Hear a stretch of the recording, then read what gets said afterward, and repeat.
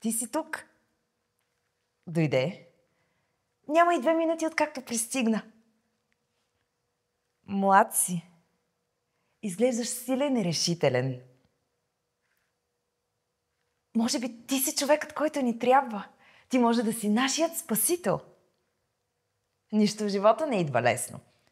Като любимият ми цвят. Трудно го открих, но откакто го намерих, нещо в живота ми се промени.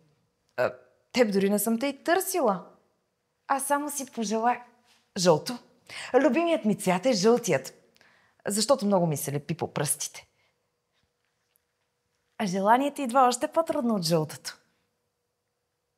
Трудно ми е да се сетя какво бих си пожелала.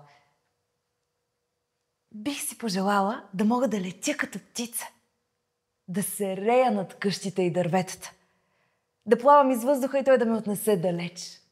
Планини и гори, реки и езера, да срещна хора от другите села, да опозная света, да науча неща, които никога не бих узнала, защото трябва да остана тук завинаги.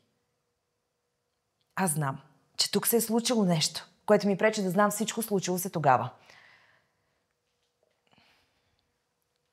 Щеше ми се да ме познаваш такава, каквато щях да бъда, преди това да се беше случило, а не такава, каквато съм сега.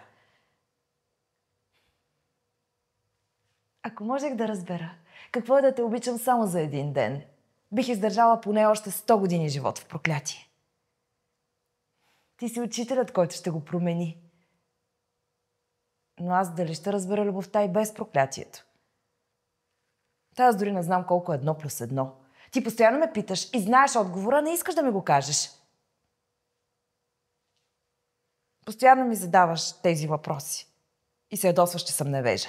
А като не го правеше, ми казваше най-хубавите думи. Това ли означава да си умен? Аз искам да знам какъв си бил като малък. Какво си правил? А ти искаш да ме учиш на математика и на езици. Но не и на езика на зайците. За мен е важно какъв си бил.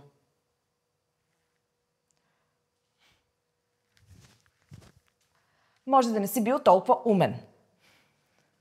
Докато не ми отговориш на този въпрос и какъв е смисълът на човешкото съществуване, ще съм на урок по пеене с канарчето. То поне не ми задава въпроси, на които не знам отговора.